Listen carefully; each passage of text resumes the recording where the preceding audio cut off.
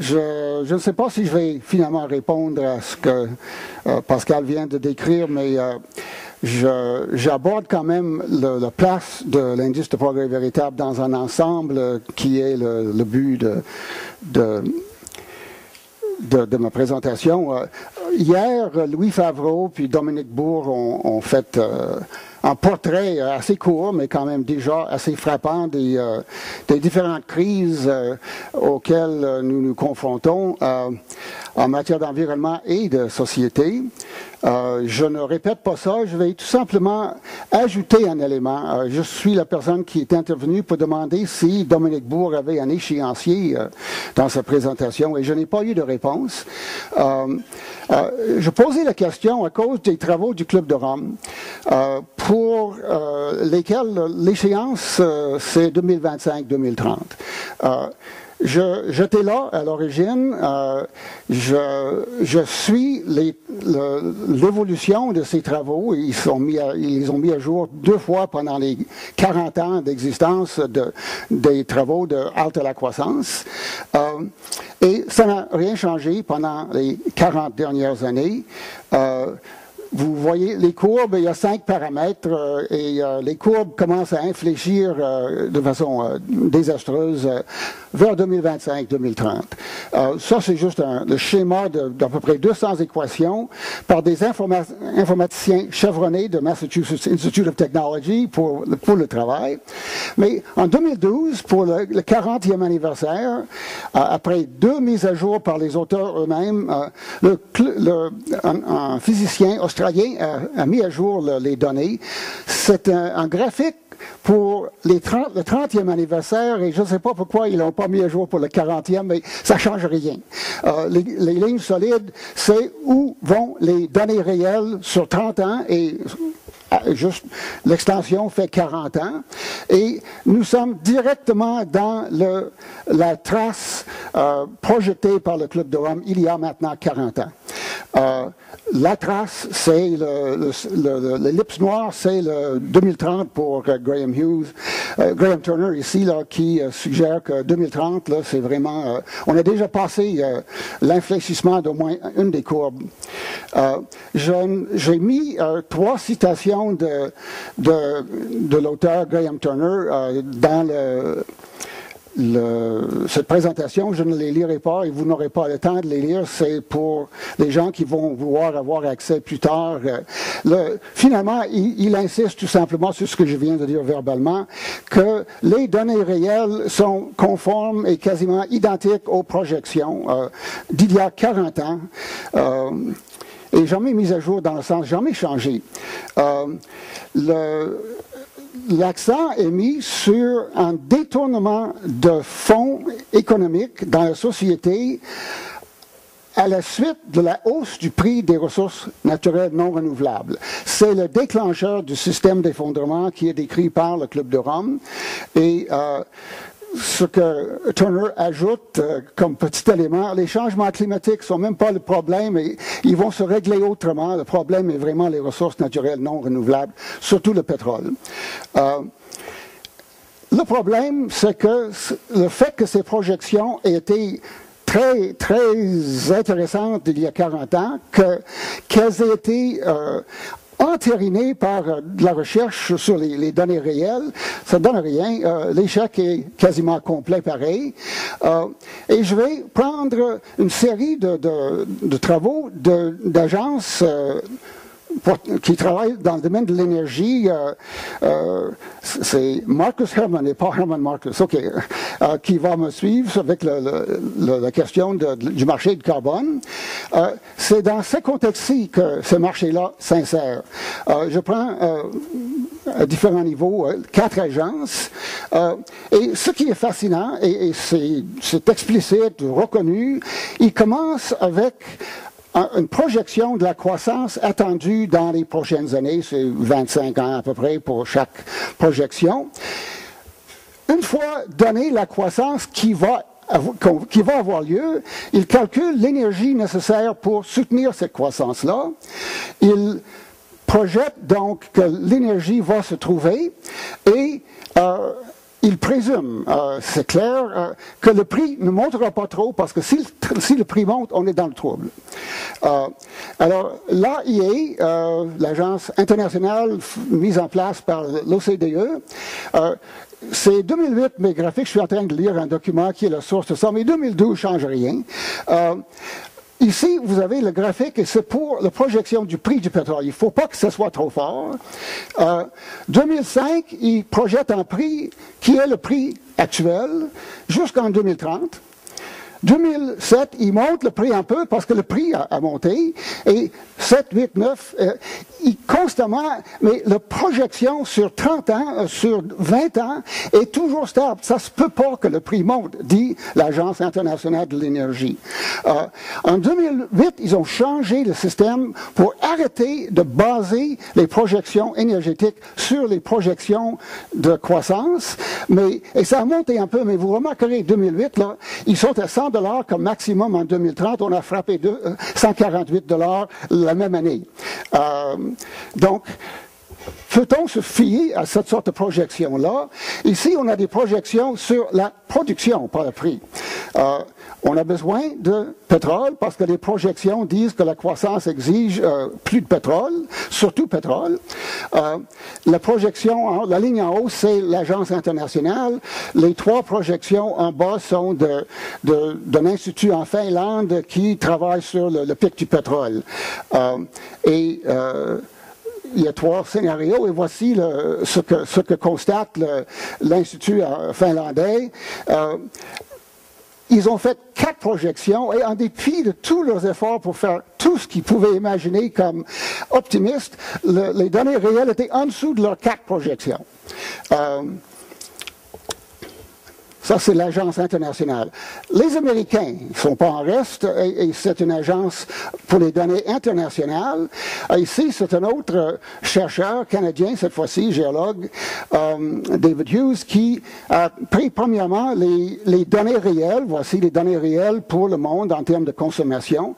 Et je souligne, vous ne trouverez pas les énergies nouvelles, renouvelables, peu importe le nom, sont invisibles dans les graphiques, tellement c'est un faible pourcentage de notre consommation d'énergie. C'est les combustibles fossiles qui dominent de 80-90%. Ça, c'est 2010, mais voilà l'agence Energy Information Administration aux États-Unis projette pour 2035, c'est le gris à droite de chaque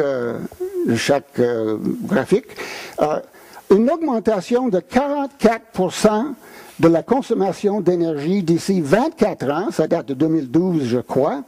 On va augmenter presque de moitié la consommation d'énergie actuellement utilisée, et c'est quasiment uniquement fossile. Et pendant ce temps-là, nous avons des gens qui travaillent sur un marché de carbone, avec l'objectif de réduire les émissions de gaz à effet de serre. J'ai juste une feuille, ça résume ce que je viens de dire, là, que ce 44%,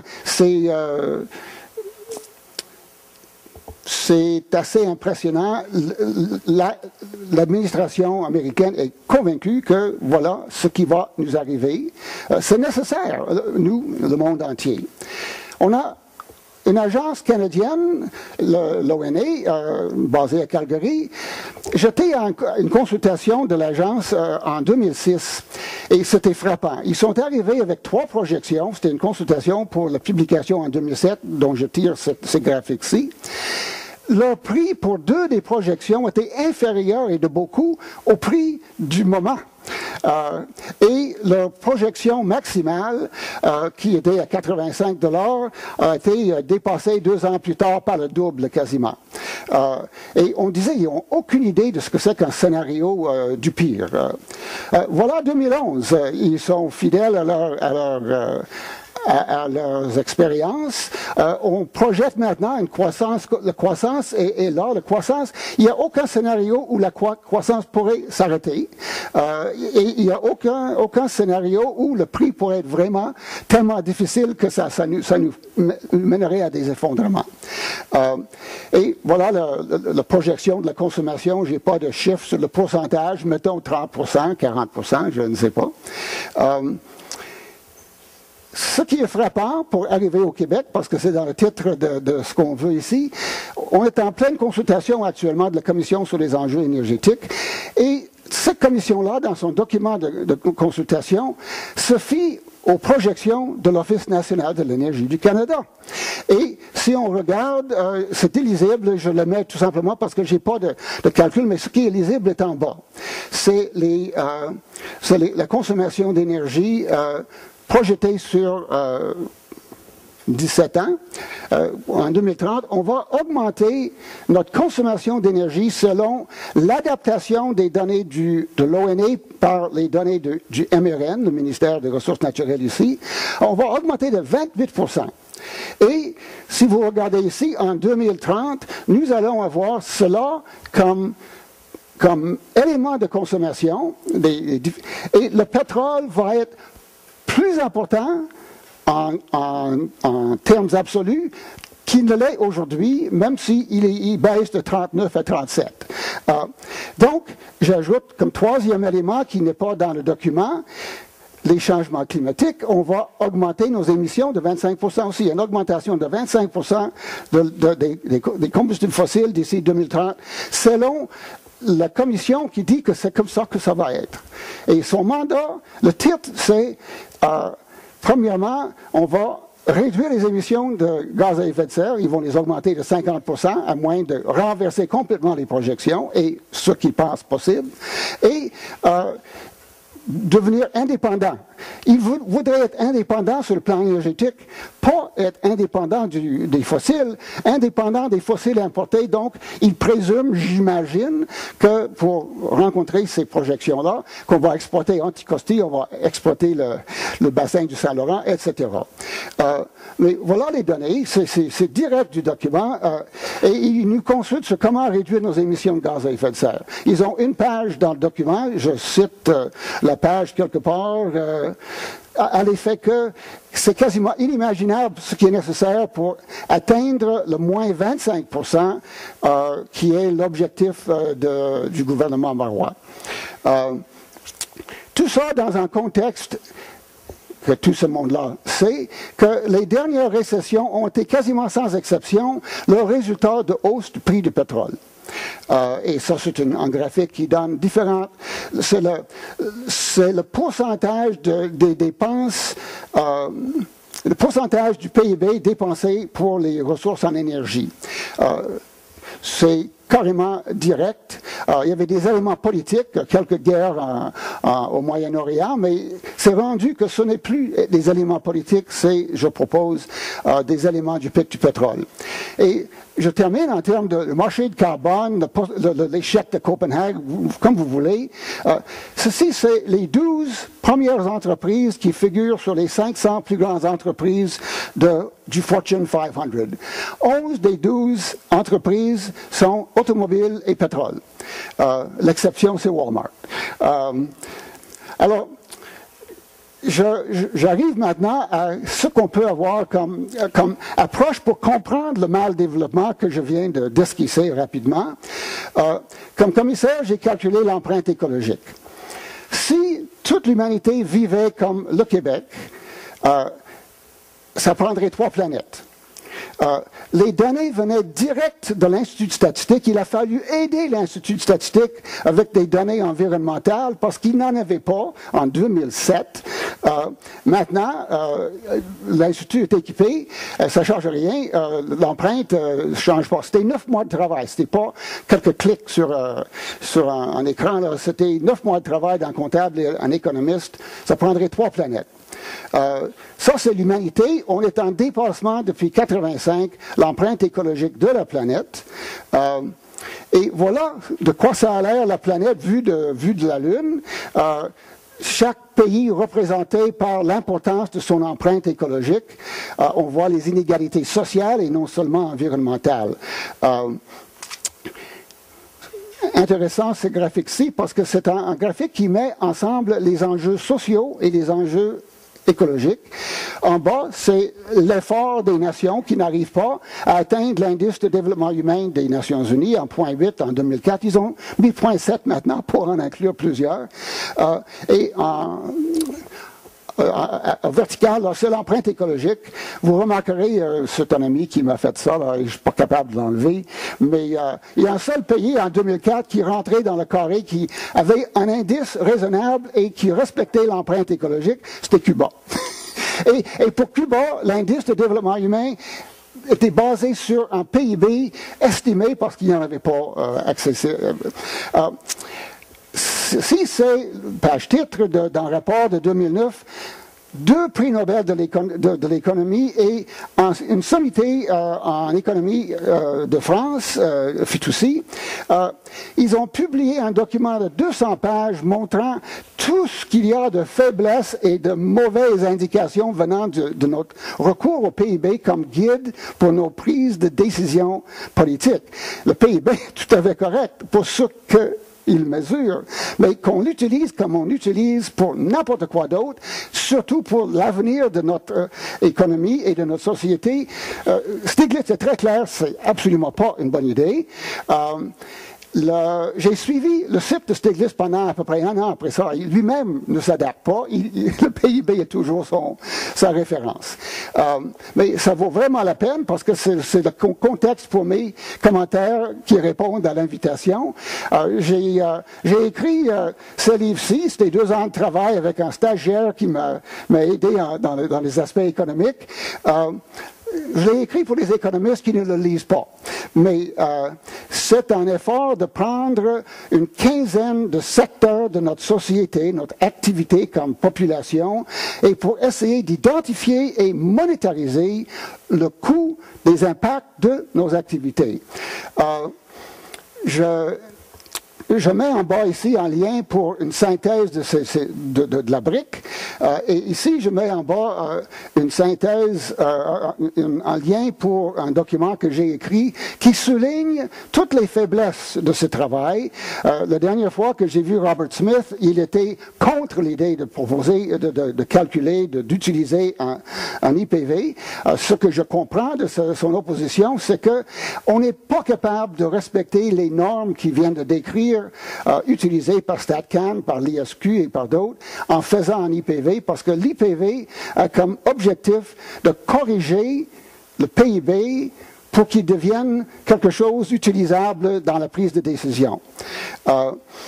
Le PIB ne tient pas compte des impacts, du coût des impacts, des externalités, et le modèle économique n'est pas capable de les intégrer, à mon avis, sans se transformer complètement. Alors, les résultats, je laisse à la fin de ma présentation, mais je ne le présenterai pas, une série de graphiques qui donnent les éléments sectoriels. Mais voici le résultat d'un calcul qui n'a pas la rigueur de ce que les statisticiens voudraient et veulent et ont souvent. Mais je prétends... on est mieux d'avoir un indicateur un peu moins précis que voulu qu'un indicateur absolument précis et complètement foutu en termes d'informations qu'il fournit. L'IPV est la moitié du PIB. Et si on enlève l'élément positif de l'IPV, le travail non rémunéré, surtout des femmes, qui est la plus importante composante de l'IPV, l'IPV réduit le PIB des trois quarts.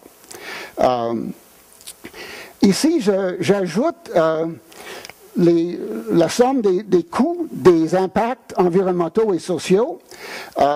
Et ce qui est le fun, mais c'est strictement sur le plan hypothétique, les externalités environnementales atteignaient en 2009 la valeur positive du travail non rémunéré. C'est-à-dire, si ça continuait comme ça, l'IPV allait commencer à chuter alors que les coûts des impacts environnementaux augmentaient et le travail non rémunéré restait à peu près stable. Ceci, c'est les secteurs environnementaux couverts par l'IPV.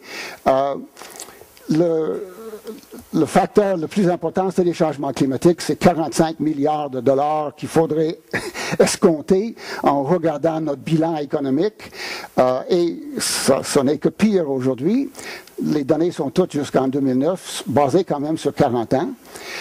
J'enlève les changements climatiques pour donner une indication de ce que ça donne les 8 autres composantes. Je note que c'est le seul IPV que je connais qui inclut les aires protégées comme élément dans le travail de compréhension et d'évaluation de notre développement. Si on n'a pas de contrôle de milieux forestiers, agricoles, de l'eau, si on n'a pas de contrôle, on n'est pas capable de mesurer ce qui arrive dans les aires exploitées, 90% du territoire. Ça, c'est les éléments sociaux. Et en haut, on a le travail non rémunéré. C'est dans les 40 milliards de dollars ajoutés à nos intérêts comme société, sans aucune prise en compte par le PIB. Sauf que StatCan, depuis 20 ans, suit de très près la question du travail non rémunéré. Il comptabilise tout, c'est juste que c'est pas intégré. Et j'ajoute une petite note à ce moment-ci. Le travail de Robert Smith, j'ai appris à apprécier StatCan comme il faut pendant mes 2 ans de travail pour le livre. Écoute, la mine de données disponible là et à l'ISQ pour le Québec, c'est fabuleux. Mais notons que Harper a quasiment émasculé des éléments de base des travaux de StatCan en refusant l'utilisation d'un sondage complet, global, il y a 2 ans, je pense. On n'est plus capable de se fier à ce que StatCan nous fournit par rapport à ce qu'il avait avant. Il était d'une réputation internationale sans conteste. Alors, le mal développement, je dis, on a besoin pour parler des indicateurs, on a besoin d'un IPV pour corriger, toujours entre parenthèses, les PIB. Il n'y a personne qui dit que le PIB n'est pas un indicateur impressionnant. C'est juste qu'il est un mauvais indicateur lorsqu'on l'utilise pour les fins de développement. On a l'empreinte qui donne l'ampleur, parce que l'IPV ne tient pas compte de l'empreinte, et donc ne tient pas compte de l'ampleur de notre activité, qui est 3 fois trop importante par rapport à la capacité de sport de la planète.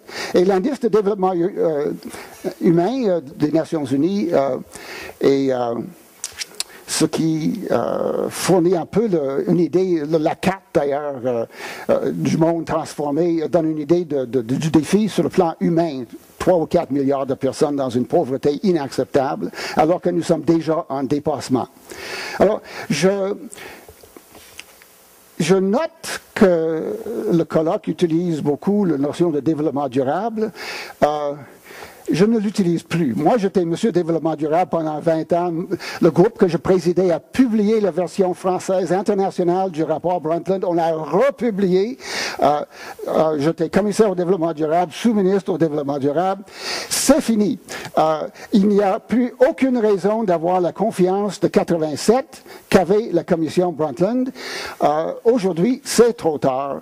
Le livre de Claude Villeneuve que Louis Favreau mentionnait hier, est-il trop tard? La réponse de Claude Villeneuve, il est trop tard pour éviter le 2 degrés d'augmentation de la température.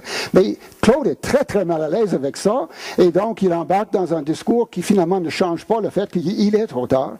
Ce que j'ajoute, c'est qu'il est trop tard de façon générale. Alors, ce que j'ai fait, j'ai dit, je vais faire un livre sur ce que sera le Québec face aux effondrements projetés par le Club de Rome.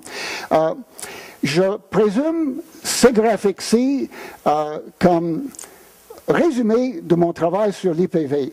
L'objectif de ce travail-là n'est pas de compétitionner StatCan ou l'ISQ, c'est d'essayer d'avoir un outil de combat politique pour essayer de convaincre les économistes et des politiciens qui les écoutent, qui font fausse route avec leur maudit PIB. Et il n'y a personne qui écoute parmi ces groupes-là. Ceci, c'est le graphique qui représente le chapitre ayant le moins d'impact dans tout le livre. C'était les pêches. L'effondrement, le mot est utilisé, de la morue. Ce qui était fascinant en faisant le travail, c'est que l'effondrement est arrivé 3 ou 4 ans, j'ai enlevé tout ce qu'il y avait de gris, mais l'effondrement est arrivé des stocks 3 ou 4 ans avant que l'économie de ces sociétés-là dans l'Est chute. Donc, je vous propose que toutes sortes de données, toutes sortes de rapports, des informations nous disent que c'est ça le portrait actuel du monde entier. Nous sommes en effondrement sans l'avoir réalisé et l'effondrement de l'économie s'en vient comme conséquence de ça, mais non reconnu.